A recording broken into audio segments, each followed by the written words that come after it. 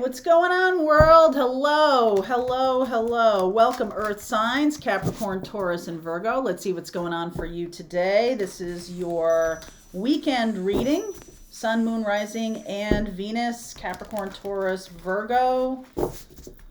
Starting next week, we are going to be doing the spiritual business class. So if you want to learn about how I did all this on YouTube, if you want to learn about how to step into your spiritual gifts, anchor them in your earth sign energy, and let's go. All right, there's a link below if you want to come along. There's a limited number of tickets left, of spaces left. I just thought I'd mention it this weekend. All right, let's see where we go.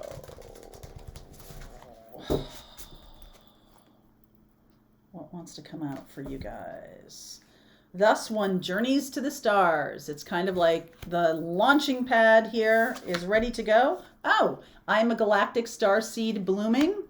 Beautiful energy. Wanted universe creators. Hey, this is like a wake-up call.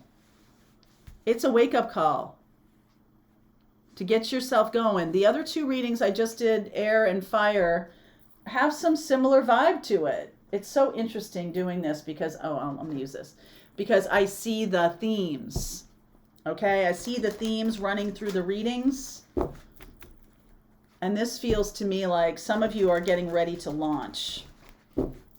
So that's a lovely thing. We are almost in Aries energy. The Pisces energy has been really good for dreaming and, envisioning, creating from a visionary standpoint.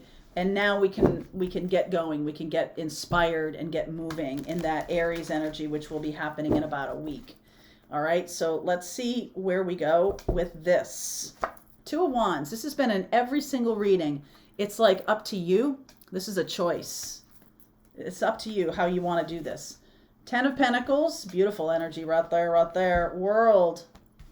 Hi, hello, world. That's what I said. Isn't that interesting? Star. Some of you are healing your relationship to money right now.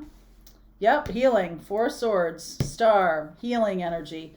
Knight of Wands, inspirational energy there too. Page of Wands,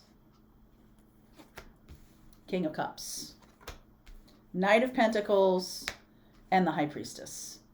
The ingredient that has been missing, if you have been trying to get yourself out there, if you've been trying to put yourself, start your spiritual business, become, do multiple things, have side hustles, have, write books, be speaker, do all these kinds of things.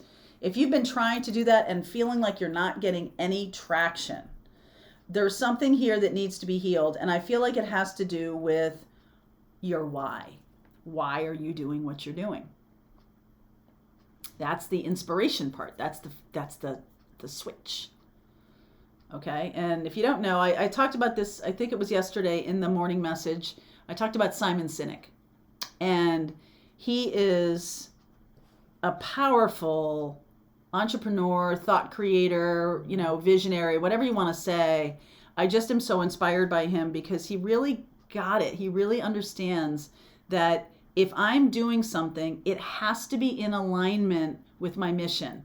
The way he puts it is, it has to be your why. It has to go along with why you do what you do. Otherwise, it's not going to make sense to people. It's going to feel like a disconnect to people. And, it used to be in, the 20th century that there were like jobs and there were businesses that were created because there was a need for that business. There was a need for that product or a service or something like that. There was a need. But as we're shifting here now in 2022, we have gone through a massive change in terms of people's work lives, right? In terms of everybody working from home. And we learned something about that people could work from home and be very productive. And we've learned all this. And so we're transitioning into a new age of what it means, what work means, what creativity means, and how do those things overlap in terms of our why. Why are we doing things? And I feel like that's the thing that needs to be healed here.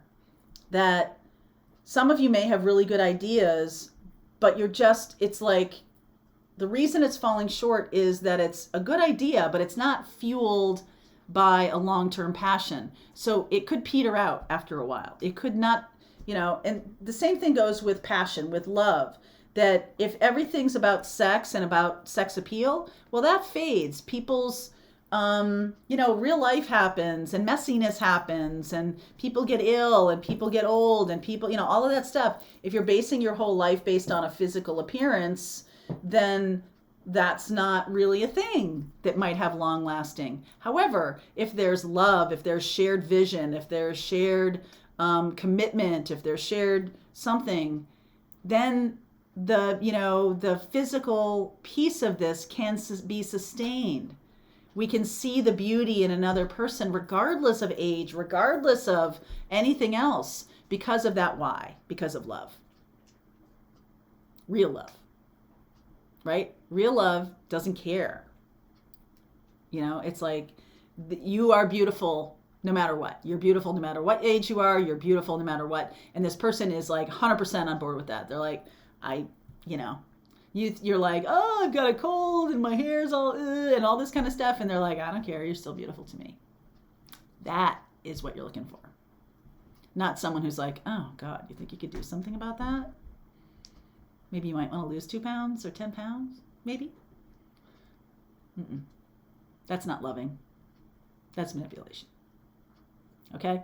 So this is about a recalibration of really making a decision, a choice to step into who you are and only accepting those people who are truly loving to you to be around you. The others can just go pound sand. Like, who cares? Yeah. I know you think I'm pretty, bye. Okay? That's not what it's at, man. Okay? And this also, if we're talking about your work, we're talking about your vision and your mission and your purpose.